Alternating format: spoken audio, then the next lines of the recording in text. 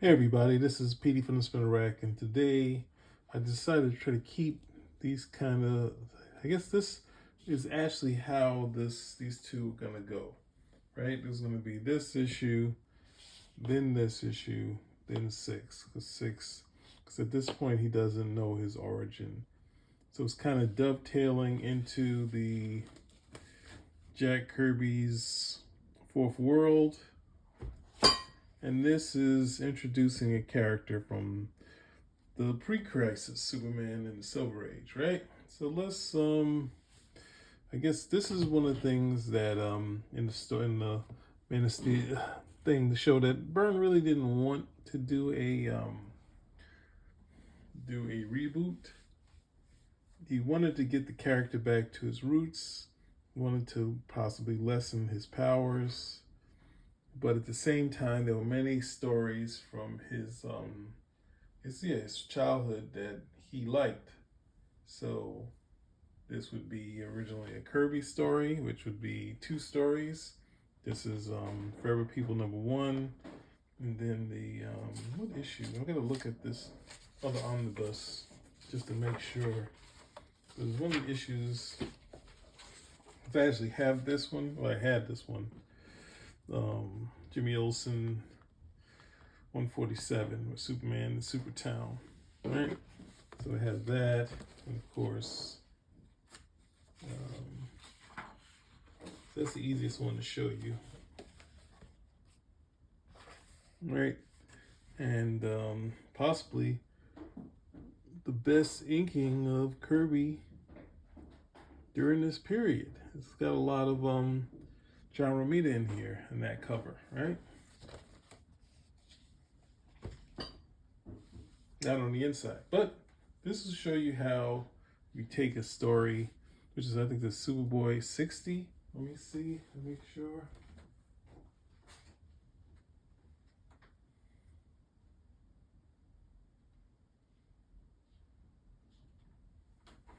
It's Superboy 68, right? So this is where in Superboy 68 he meets Bizarro. In Man of Steel 5, he meets a creature or bizarre creature, right? That's ultimately how Bizarro gets his name, because they say bizarre and he immediately says Bizarro, right? So as I already showed you, Superman's met Luthor, and then we get a glimpse of the cool outfit that Judge Perez gave him. It shows up here, and this draws Superman right to Luthor as catching him red-handed, and of course Luthor has an out, and Superman says there's nothing he can do about it, so he breaks out and says sometimes he's gonna pay, but it's all a trick, right? Now in the Superboy story, the guy has a duplicate array trying to duplicate radium, and Superboy comes in there. Of course, accident ensues. The ray hits Superboy, and there's another body exactly like Superboy, only it's Bizarro, right? With a weird face like a monster. So they were clearly trying to in the comic they're trying to do a Frankenstein monster type story, because Bizarro kind of tries to do good, but every time he tries to do good, things go wrong. So he tries to make like a monument to Superboy, and lightning hits it, and then it turns into a messed up face. And they said that monster made a bust of himself out of that mountain. So there was nothing he could do right outside of save a blind girl, right? So you see how this sort of things plays out, right? So in this story, the elements work from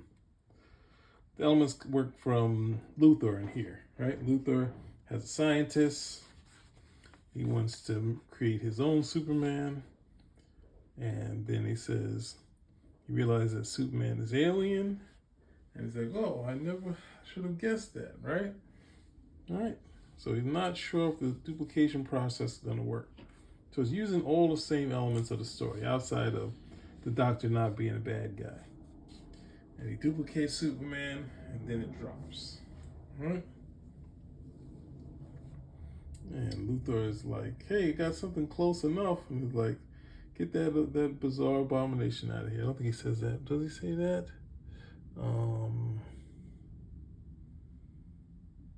Certainly not this bizarre. Don't forget it, destroy the thing before anyone else can see it. I'm going back to Metropolis, right? So we meet Lucy Lane, right? So Lois is meeting Lucy, and instead of the blind girl that Superboy that Bizarro meets, its story now is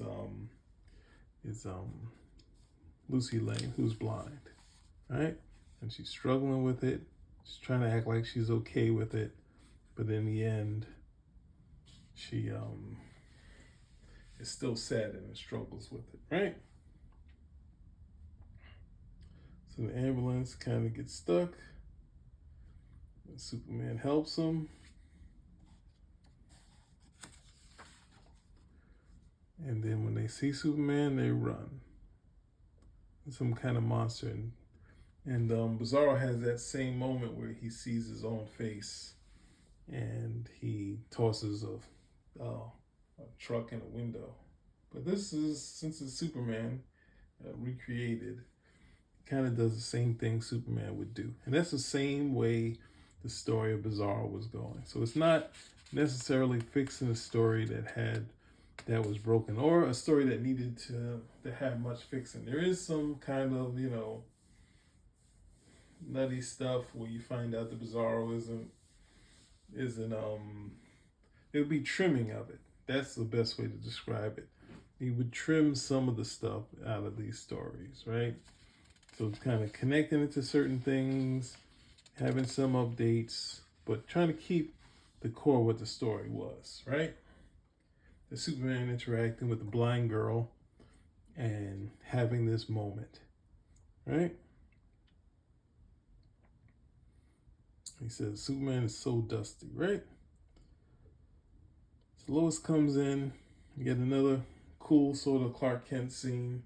Instead of having the, Superman's face and cut to the Clark Kent face, right? This is, I think we didn't get to see it, but this is trying to get a bit of the, what is it? All the President's Men. That was Byrne's pretty big hook for Clark Kent to have him do some more interesting stuff. Just having some cool sort of Daily Planet scenes, all right?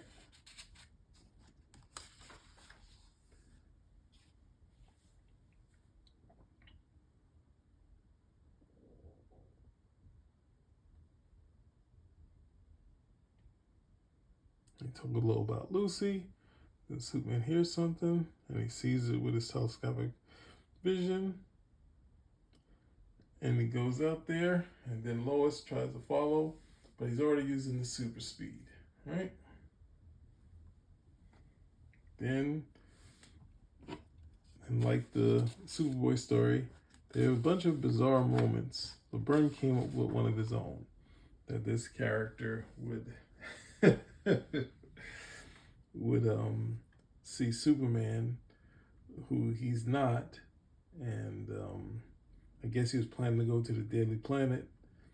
And this is what kind of happens in the other story, that Superboy and Bizarro are fighting. And this is the first big fight in the Superman, the Man of Steel series, right?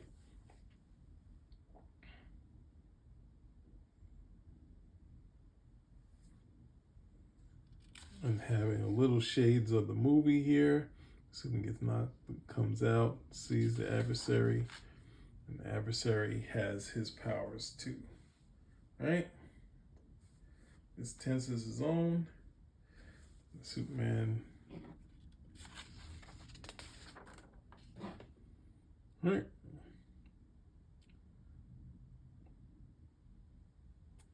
He's going toe to toe with him, but at the same time, he looks just like Clark Kent, so he doesn't want to give any of that stuff away. So he burns off the outfit, and then we get a darker version of the Superman outfit, right?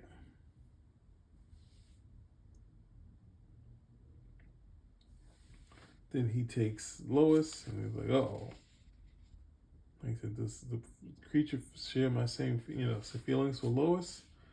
And then it's like being swept off the feet and having all the instincts of Superman, right? And kisses Lois, right? And then Lucy starts to see, and this is another cool bit that she's getting some of her eyesight back. She can tell it's Superman, but she can't actually see his face, right? And she starts seeing shadows and not the same thing, but the connection the blind girl had with Bizarro.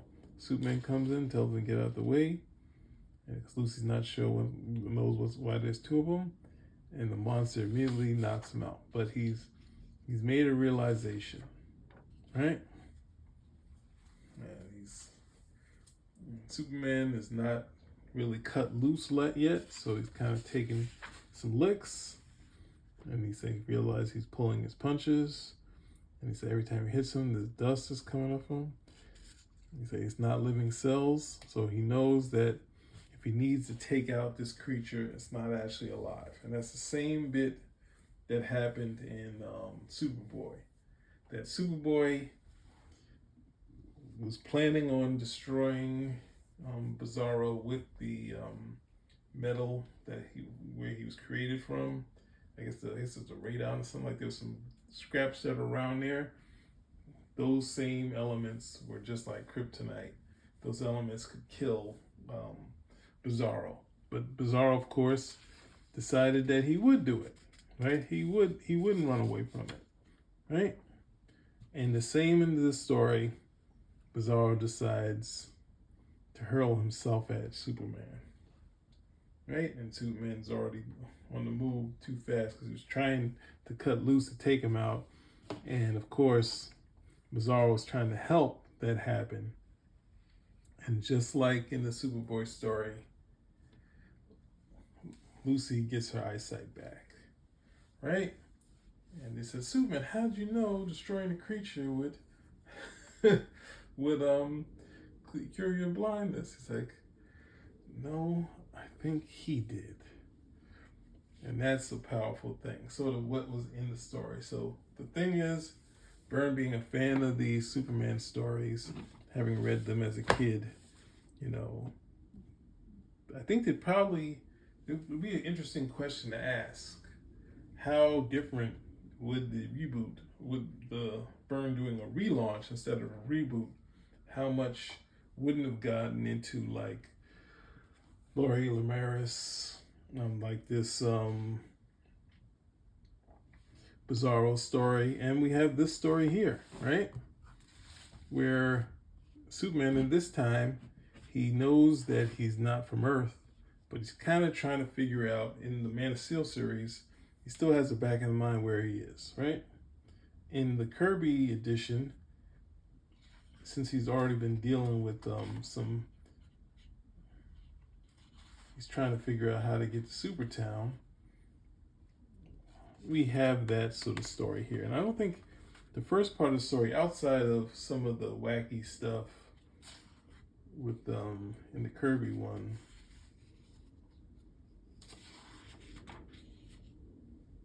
because Clark Kent is kind of bothered with Jimmy when he shows up.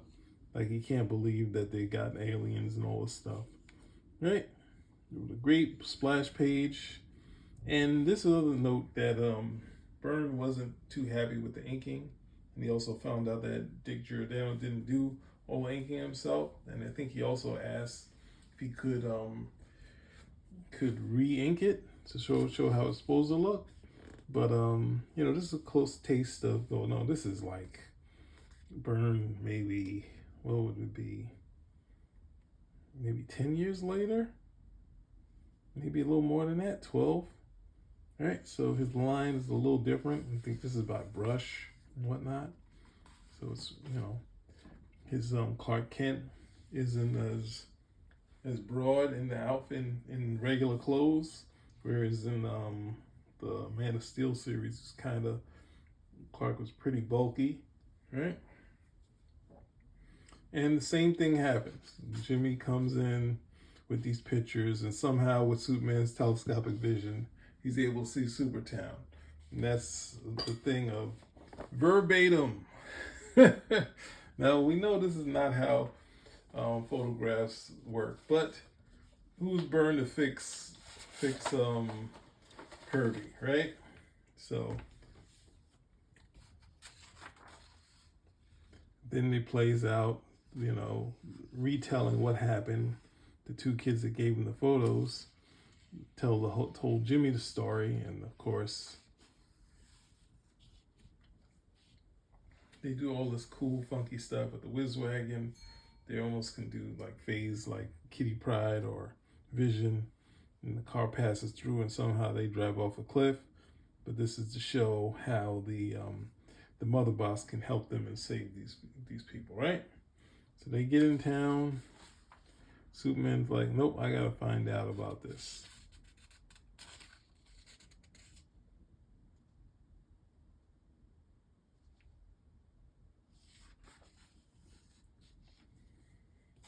And I think, so here, let's go to the other story, right?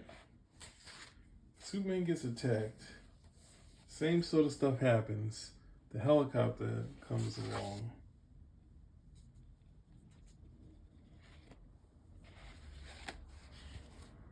And this story has the G.I. Joe moment. Superman throws the this is more like a golden age type moment for Superman. He throws the telephone post or the tree at the helicopter, and then they have the G.I. Joe moment where you see them all escaping, right? They're landing, and he has it landing and scattering like rabbits, right?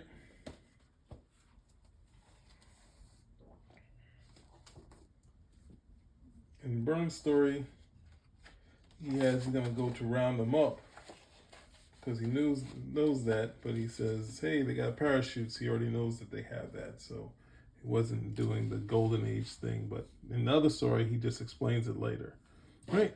So Superman knew what he was doing beforehand. So Kirby did it after that they survived, and they were scattering. And this one, he was gonna go after them, but then he meets up with the Forever People, right? And they trying to find Beautiful Dreamer. This story sort of plays out exactly the same. These guys come, these gravity things, and then Infinity Man comes.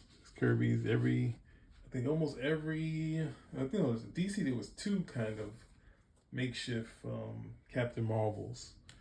So this is the Infinity Man, right? He didn't notice that the kids turn it, which is a cool bit. That the change happened. He doesn't know that those two things relate while he's fighting this monster. And Infinity Man makes short work of these characters. Instead of thinking what the monster was saying, the monster says it out loud. And then we have Darkseid's appearance, and pretty much everything that happens, this sort of bomb underneath, Superman saving them, happened in that issue, right? And then, but instead of there being a later date, Superman sees the boom tube and he goes through, right? And we have the moment where we see the digital Supertown. And then Byrne move past the moments where, so it's just trimming, right? Instead of taking this story and doing the whole thing where Superman has to say uncle to the Guardians of Supertown, right? It's in here. Superman kind of, let's see, can we see it? Let's close this up for a second. In this story here,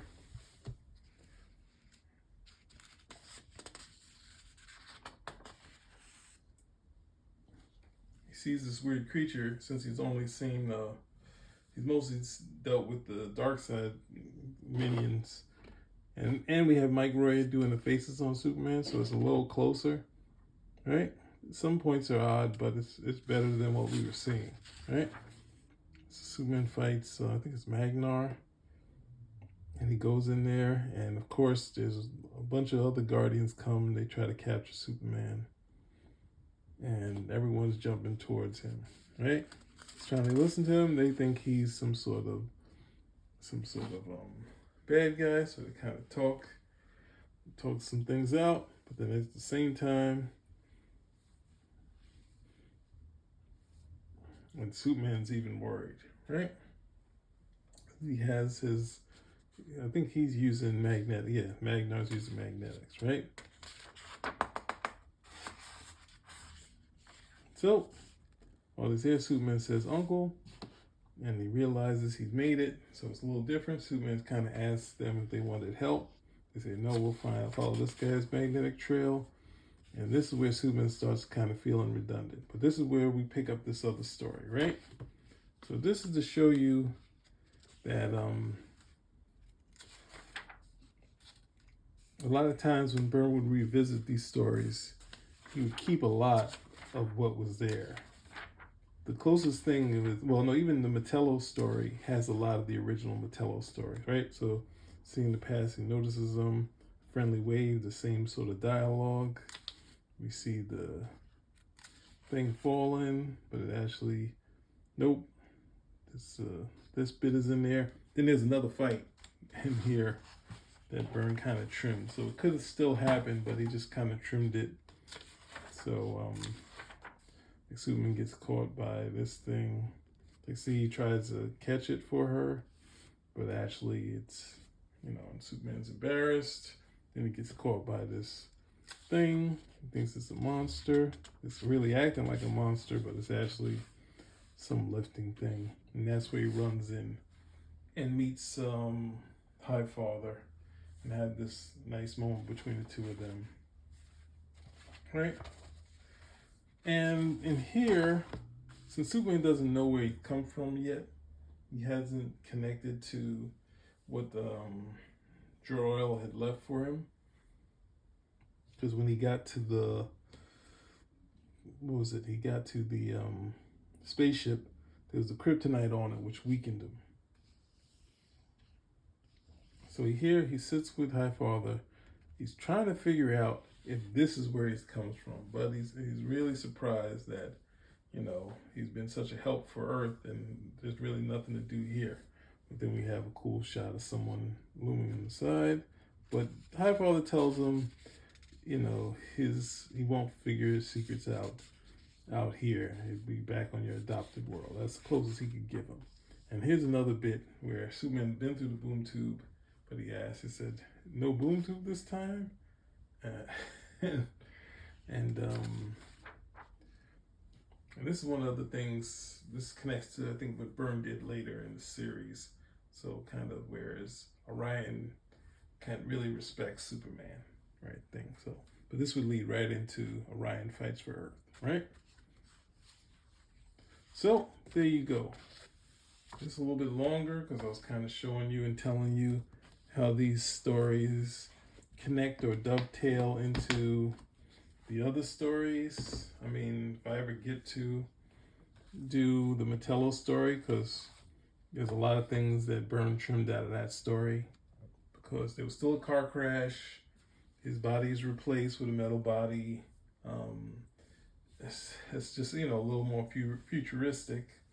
Doesn't have the same face as the original Metello, because the original Metello looks like Superman with a mustache, right? So he could go to he could put on Superman's outfit, shave his mustache, look exactly like him, right? He put makeup on to cover the mustache, right? So, and then the guy who saved them is actually someone who's worried about aliens, right? So he kind of took the body and put together the classic misery type of thing, being there, right place, right time to create something to do your wishes. So one of the things, same like we find, I think it's Superman 12, where Byrne retold the Laurie Lemeris. I think that story is pretty much it's almost the same thing. Only thing difference is that Superman is in he's in college, and this when the story happens. So one of the things that, and I think the same thing, who's it? Walter Simonson did when he did the Sandman story, basically kind of doing what Marvel used to do, which is not a Marvelization, but kind of take the Daredevil story and then they redid the origin in the 80s, where they just kind of updated it and kind of told it for a present day audience, right? So kind of trimming some of the other stuff down. I think in the Metello story, he's constantly stealing uranium and stuff like that. So, but he kind of tries to keep some of the bits of those stories. Whereas something like the Jack Kirby's right here, there's basically like chapter and verse kept. With this one, it's pretty close, right? So same with Superman 12. So I guess that's it. I gave you those two. We got the last one, which would be the one with more of the changes, which would be issue 3 and issue 6. I think that would be the last end to deal with the, what is that called? The World's Finest Team, which would be the comic that ran over almost 300 issues. And then Jor-El, who was almost in the Silver Age. I think he was almost a supporting character, because Superman would, he would show up in video or some sort of video thing, and Superboy, and at times he would meet Superman in the regular Superman comic book. So, and that's one of Perez's issues, that somehow Krypton was destroyed and somehow Superman was still having stories with Krypton. And that's the bit that Perez felt Byrne should have kept because of the sci-fi aspect. But Superman went to space in Byrne run. But the thing of having something that was a man of tomorrow and Krypton being sort of a futuristic place, having that to go back to all the time was kind of like one of his favorite bits. So he was kind of upset with this. But we'll get into that again when we get to those two issues. But he's kind of upset until he started to read The World of Krypton, read, I think it's Superman 18, and they said, oh, okay, it's kind of, even though we have this regular everyday stuff, you can still do the sci-fi stuff here. But I guess that's it. Spinner Rack is out.